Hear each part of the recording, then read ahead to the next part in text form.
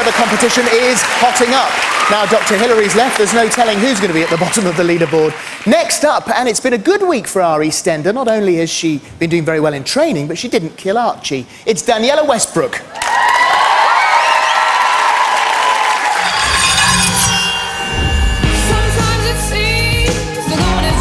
I think you're the dark horse of this competition. People are going to have to look out for you. Karen's comment saying that I was the dark horse of the competition was a shock for me to hear that. And you know what? I want to do well. Hayley's set the bar way higher than any of us, and it gives us all somewhere to work to. You know, we all want to do as well as Hayley's doing. We want to experience that feeling.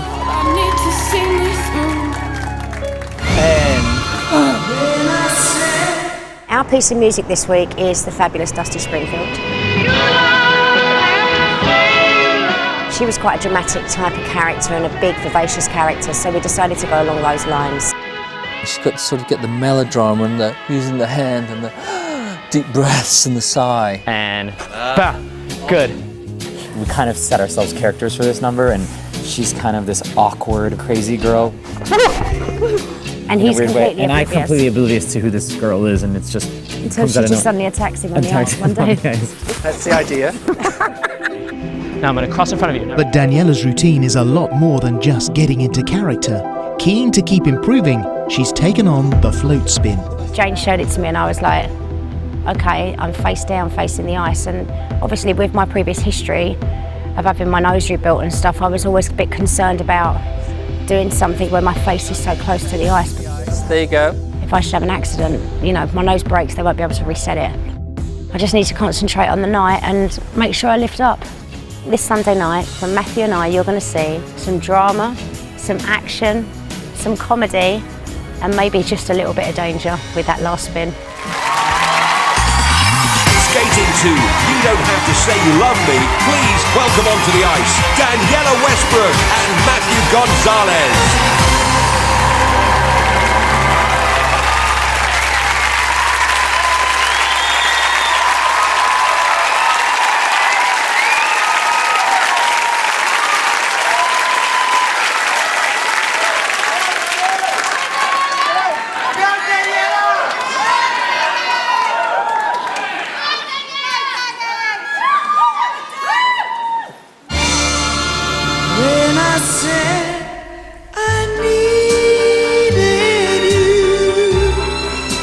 You said you would always stay.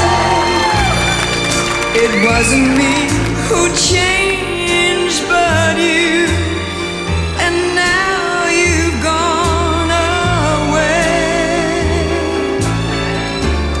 Don't you see that now you've gone, and I'm left here on my own, that I have to follow you and beg you to come home.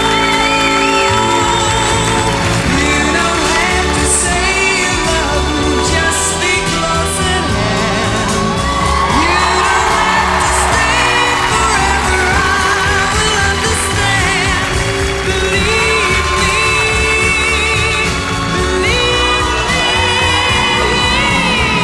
you don't have to say you love me, just be close at hand.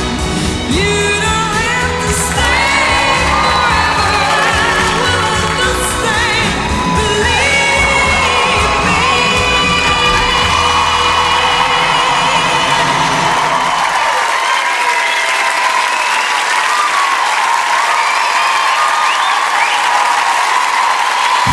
Well, you know it was good when the audience started applauding before the end. That terrific float spin finish. And Danniella, well, more determined to get her man than the bunny boiler in Fatal Attraction. It's meant to evoke memories of Dusty Springfield, but all those curves and long eyelashes, well, it could be Jessica Rabbit. That was a really dramatic beginning, throwing herself around Matthew's throat. This could be Behave Yourself, Woman. And then finally the float spin. Lovely, vivid, orange costumes. Well, she has scored 20 the last 2 weeks. One mark of 4.5. 4.5 again, that's her highest. Nikki 4.5. Angela 5. Jason 5. Karen 5. That gives her 24. 24. Well done. You put everything into that, didn't you? I did, and I think I had too many roast potatoes because you just couldn't get me off the ground. Isn't that what it was? No. We just skating. It's skating. But we got it up there, and I wasn't going to let it go. Let me tell you. Were you worried about the float spin? No, I'm never worried about anything Chris and Jane give us to do. They give us what they think we can do, and I know Matthew will never, ever let me down, so... Yeah, thank you, Chris and Jane. And that was a performance and a half, wasn't it? It was. I mean, we wanted you to do all that drama, and you certainly pulled it off, because when you've got the skating to deal with as well, it was so good that you were able to do both, and the comedy, and well done to you, Matthew, as well. It was a performance. It was a performance. Yes. Holly.